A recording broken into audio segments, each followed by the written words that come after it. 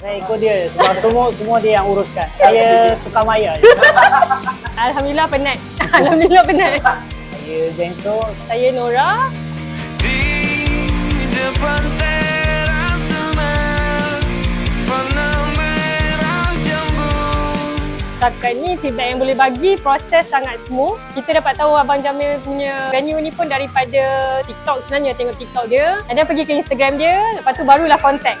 Sebab masa tu dia ada buat promotion kan, which is sebenarnya sangat berbaloi nak compare dengan tempat-tempat lain.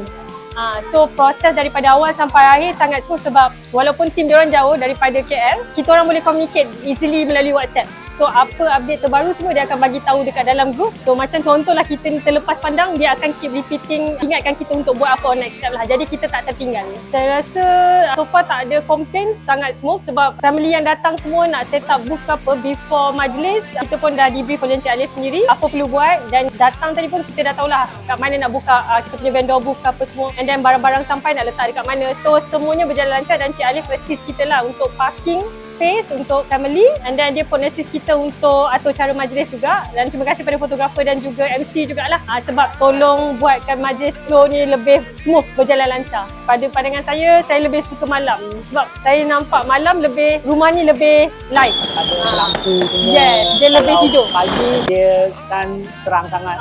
Sebab kita orang lalu tadi pun macam kita orang nampak first majlis tuan rumah pertama, siang tu nampak macam pada kita tak nampak rumah ni punya soul sendiri. Jadi bila malam kita nampak rumah ni punya soul tau, hidup. Jadi best lah. Best sebab as expected lah, yang seperti saya inginkan. Sebab memang RAJ diorang dah ada diorang punya konsep sendiri, tapi kita boleh give and take untuk bincang apa yang kita nak, apa yang kita tak nak. So kita pun dah decide yang macam kita nak macam santai punya wedding, easy, dan RAJ sangat bagi kerjasama lah. Jadi kita orang dapat suasana yang kita orang nak, which is kita orang dapat happy-happy dengan kawan-kawan, and then tak adalah macam kecoh sangat nak ambil gambar tu berpusu-pusu kan. And time kita orang datang tu tadi, itu yang kita orang tak expect sebab crowd penuh.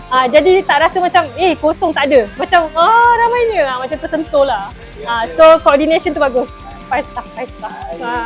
Ingat Kenduri, ingat rumah Abang Jamil. Bye.